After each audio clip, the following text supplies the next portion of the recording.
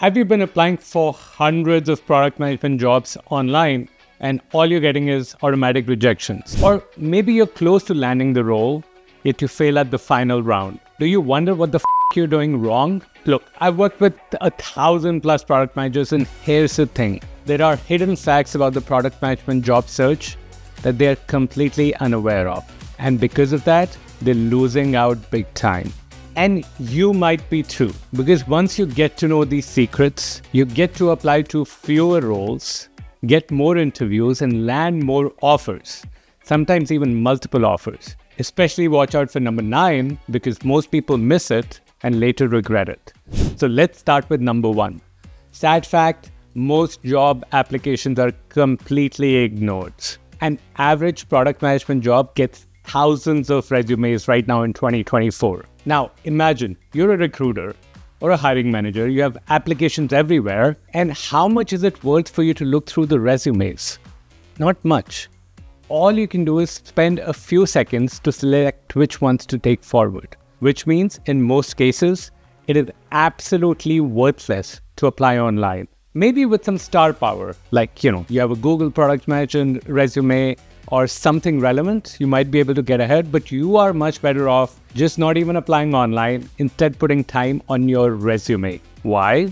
Because of the second thing. Hiring managers, they're going to spend 7 seconds on your resumes at max. 7 seconds. They're very quickly trying to figure out, is this person worth my time and attention? Which means any weird formatting, obvious signs that you're not a fit will get you a role. Things like a wrong company name, a spelling mistake, heck, even an email address can signal that you're not a fit. Now, imagine emails. productenthusiast@gmail.com or jimnelson@hotmail.com. What signals are they giving? One, that you don't even have your real name as an email address.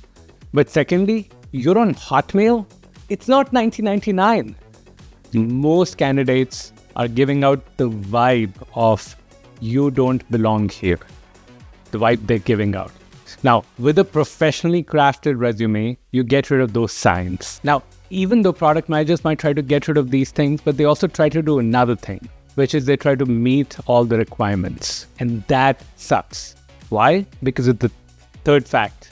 Most requirements are meaningless. Most jobs are a list of the perfect candidate and contains lots of what we call stocking stuffers.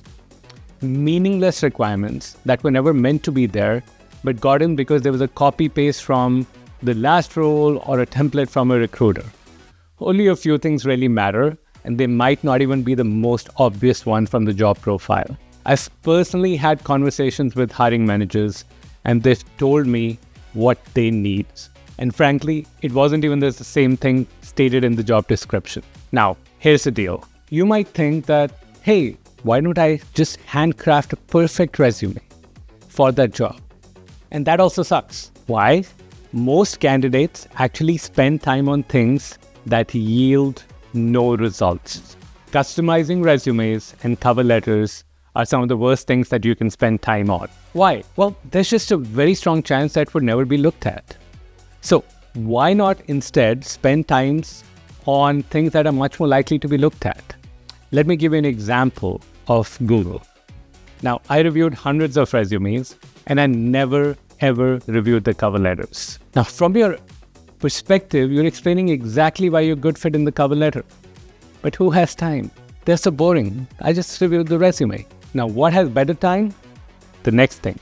You can change the game. Thing that most people don't realize, you can change the game, and time spent on changing the game is the best time. Doing things such as networking, getting a referral, building your network, creating a custom pitch for the hiring manager, something that we cover in intentional job search, or creating a differentiating high concept value proposition, another thing that we cover.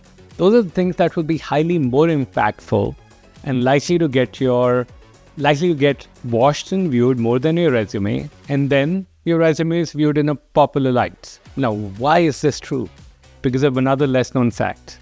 Because winning the ATS or application tracking system battle is hard. Going around the ATS is much better.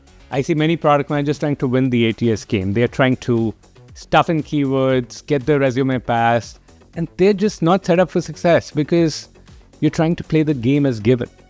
It's almost like outstanding odds for any one application. Outstanding in the negative sense. Best product managers, the best candidates do the best thing of getting a referral or an email to a hiring manager or something, one of the tactics I spoke about earlier, and go around the applicant tracking system. They save the hiring manager time spending reviewing countless resumes. They're like, cool, I'm just the perfect candidate. Screw others. And they do one more thing. This is my toolkit for product management. Scan it, make sure you check it out. It's a 10-minute video that will tell you all about what you need to do to succeed in product management. I'm compressing years of lessons, learning from other product managers in their careers, so make sure you check it out now. Rather than spending time to fit in, they try to stand out. Now, I'll give you an example of 2 pitches. Listen to the first one. Hey, I'm a highly experienced product leader with 15 years of experience in B2B software application. Okay, listen to the other one. I solve exactly the same problem you're looking to solve 5 times.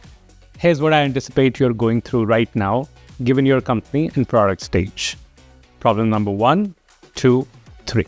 Now, I've taken 5 companies through that stage. I've taken 5 similar products to success. Here are 3 instances where I did this. Wow. People want problem solved. Hiring managers want problem solved. Years of experience doesn't matter as much as people make it out to be. And it's not just that. No one has time to sit and compare 5 years of experience, 10 years of experience. What matters is how many times you have solved that exact problem. Once you get the interview, you also have to convey the same message in your interviews. And here's the deal. Here's where people go wrong. Most product managers think they need to master hundreds of questions. They're writing out answers to countless questions, trying to memorize it all. And that's just simply not true. Here's the fact. Most questions still asked are behavioral. Some large companies do product design and others. Okay, cool. But you don't need to master hundreds of questions in behavioral. No. You need to master a few core stories and adapt them to any question. You can use it to answer any questions, especially in behavioral. Now, in intentional job search, we teach you the technique of intentional spotlighting, in which case we're going to focus on the part of the story that's more relevant. So think of it like you have a movie that you've written as your story. It's your entire plot. And there's many villains that you are fighting in this. You can just spotlight on scenes that are around killing that one villain that matters here, rather than trying to do everything. And because now you have a few things to remember, a few stories to remember, you actually perform much better in your behavioral interviews than if you just try to learn the answer to 100 top behavioral questions. But there's one more thing on top. One more thing people don't understand. You don't even have to answer the interviewer's questions. Instead, you can change the questions. This is often surprising. Here's the deal. Interviewers don't always know what question to ask. They go to something that's most familiar, but they are like a user, right? So as a good product manager, a user will ask you for a feature. What would you do? Would you go and build the feature? If you did that, basically what you're doing is acting like a very junior product manager. A more senior strategic product manager will figure out what's the actual need and go solve that need, possibly with a much better feature than they could imagine. Same way, as a product manager now answering these questions, you can negotiate the question and answer something that you can answer well, yet it solves their needs. It's not about what you know, it's what you do with what you know.